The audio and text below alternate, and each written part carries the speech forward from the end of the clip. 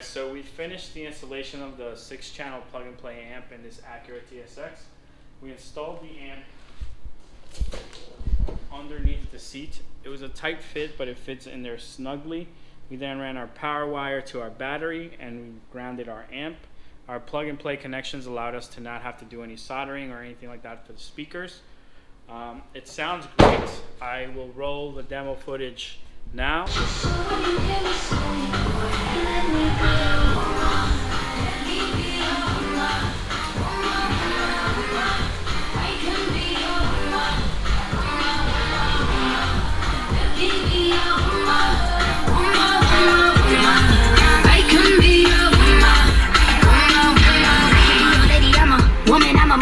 But they got a problem. Put some babies in your life and take away the drama. Put the paper in the picture like a diorama.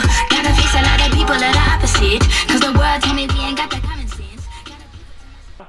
I'm sure a lot of you are going to have questions. How much? Where can I find it? You can find it on our website. Price we aren't 100% sure yet. It's a pretty big package and a lot of configuration. If you are not well versed with car audio, this isn't a project I recommend you tackle unless you have a buddy who knows, or if not, you can buy the product, bring it to a shop, have it installed, whatever you decide. I just don't want to see you lose an entire day and then have no audio at the end of it just because you couldn't get the power wire to the battery or something went wrong with your installation. Also, configuring the amp can be tricky, so you need to make sure you know what you're doing there. And lastly, if you have noise or any kind of issues, then it's specific to your installation. We've tested that amp thoroughly in different vehicles and it doesn't really produce noise. Sometimes you get a subtle turn on pop, but we've only found it to happen out of the 5 amps we tested, it only happened on 2 amps. So overall, the amp is a good amp and it puts out the power that it's rated for. It's just a complex installation, not as complex if you were to do your own amp installation with none of our accessories, but still complicated enough where a new beginner can easily get lost. Just a quick disclaimer, guys, if you're attempting to do this or follow what we're doing in this video, this car already has aftermarket speakers installed in every location. If you're looking on how to replace speakers, we did videos on that for this car. If you're going to do this with the factory speakers, you might have different results, so just beware. The plug-and-play 6-channel amp is the NA3600.6. As you can see, it's a pretty big amp, so you're talking about 15 inches by 6 inches by 2.5 tall. So finding somewhere to put this is going to be tough.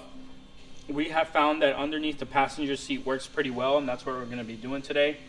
Beneath this cover are all your crossover settings, and I'm sure you're already wondering what kind of power ratings this amp does. Amp at 4 ohms, it's 6 by 50 watts, so each channel gets 50 watts. At 2 ohms, it's 6 by 100 watts if you change your speakers to 2 ohm speakers. 10 gauge power and ground and remote, and then obviously 16 gauge speaker lines going to the speakers. Alright guys, so the plug and play package comes with the harnesses that come with the amp and with our bypass harnesses all wired. So basically you're going to plug this in, it's going to feed all your speakers. You'll plug this into the car, you'll plug this into your amp, bam, all your connections for your speakers are done. The next thing you need to do is plug your power and then connect your remote wires. Then you have a ground that we'll find a ground right underneath the seat, and then the power wire that we're going to have to run to the battery. So this requires new power lines. It's not something you can just plug in and get right away working with. It's semi plug and play where this harness is done for you, but you're still having to ground and run your own power wire to the car. Alright guys, installing this amp is going to require you run a power line to your battery and hook up your inline fuse.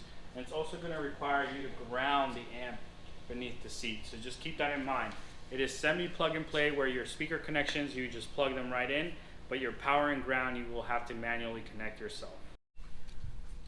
Alright guys, so to install this amp, we're going to have to take a bunch of trim out. So we're going to first loosen our seat bolts and get our seat rocking so we can get our installation started beneath the seat. Then we need to remove the trim here to access the factory amplifier connections. They're below the radio in your TSX. And then we're going to remove this trim so that we can route our power wire down this way, across, and up into the engine bay. So I'm going to get started with all of that, and I'll show you some of the key steps along the way. Alright guys, so to install the harnesses, you're going to need is 2 pairs of our 6-foot RCAs and then the harness. So these all come in the package.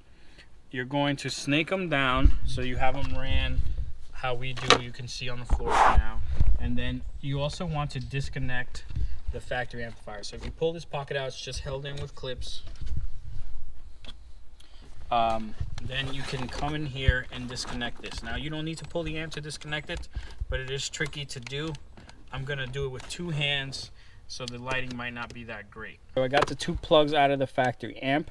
I'm now gonna hook up the harnesses that we have. So we have our RCA harness, and then we have our speaker harness right here.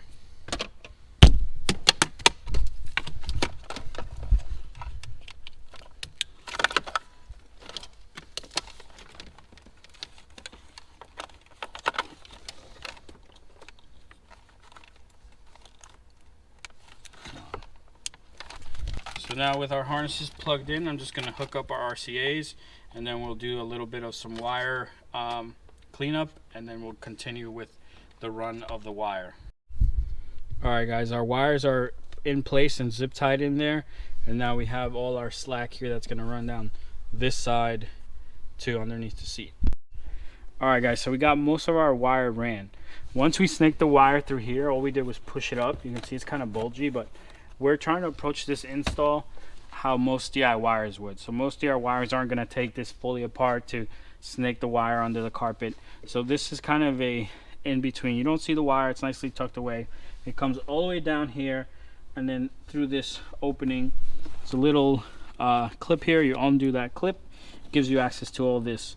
Here is also your grounding point. So here's also your grounding point. Here's a 10mm with a factory ground you can use. You can see our wire comes down.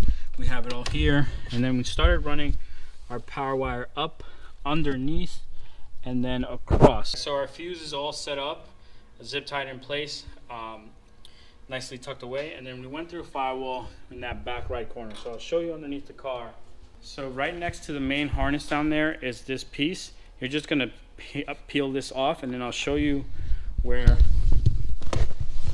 we made a hole. So right there, you can see we made our hole. We have our grommet, and you can do the same thing. Here's how the wire came from that side. Want to be your easiest, that's probably going to be your easiest place to run the wire. I know there are factory grommets, but just drilling a new hole right there is real simple, real easy. Again, this isn't for a beginner DIYer. You have to be intermediate or advanced to know what you're doing here. It doesn't come, this product's not going to come with a lot of instructions. This video isn't a full guide how to. It take maybe an hour, 2 hours to do. So you're getting all the gist of what to do, where to run your wire, and it's up to you to do it. Alright guys, so our amp is all hooked up. Our wiring's still a little messy. We still have some wiring to clean up. But I just wanted to, again, reiterate that this amp is a lot more complicated to set up, and you're going to have to set your gains, your crossover, and if you want full low pass, high pass filter. There's a lot of configurations with this amp. On this TSX, if you're just following what we're doing, you just want to make all your speakers louder, you replace all your speakers, then this is a good configuration to follow. If you get your knobs to this, then you should have good volume, good bass, and your speakers will be protected, your amp will be protected. If you want to just, like, get closer here. This amp is a very tight fit, so the railings are going to secure it down, and Velcro. We're not going to use any other mounting mechanism. It's going to stay in place. There is a heat vent there, so just be aware that you are going to be blowing heat onto your amp if you're blowing hot air. We are going to stuff that vent so that no air blows to it at all. The customer knows, and he's fine with that. You can see it fits nicely underneath the seat.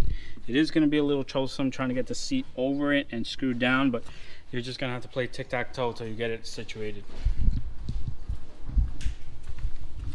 See, there's the wiring. We're just going to put that panel back. All right, so we wrapped up that install, but I'm sure there's going to be a lot of questions and concerns regarding the installation and the amp. So I'm going to try to answer the questions that I think are going to be most frequently asked, and the concerns or issues you're going to run into. The concerns or issues you're most likely going to run into. The first one is going to be turn on pop. So that amp, if it's not properly grounded, can result in turn on pop. We've only had it happen out of 2 out of 5 amps we tested. So if you have turn on pop and it really bothers you, you're going to want to make sure you really clean that ground, make sure it's secure, maybe create a new ground.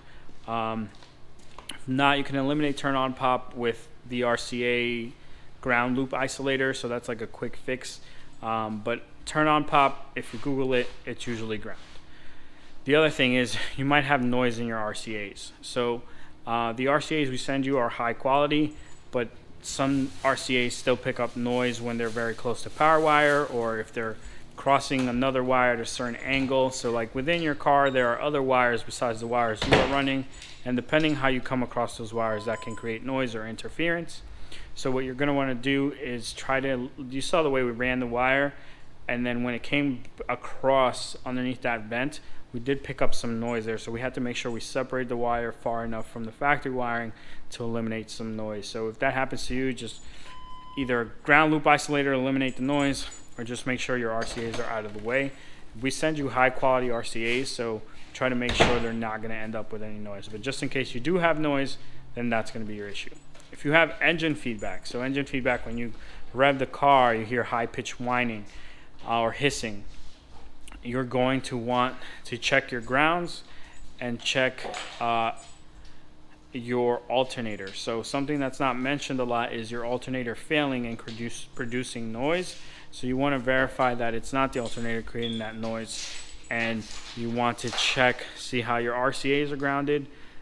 If the shielding on the RCA is bad, if the ground on the RCA is bad, you might have faulty RCAs, or if not, just your power source is dirty. So you're going to need a power filter, or to fix your alternator, clean your battery terminals. There's multiple steps to the engine noise dilemma, so you're just going to have to go one by one. The last one is that I can think of is hissing. So hissing happens when you turn the amp gain too high. You can turn the gain relatively high for this setup because you're using that low voltage from the factory. But if you turn it too high, you're going to introduce some hissing, so just be aware of that.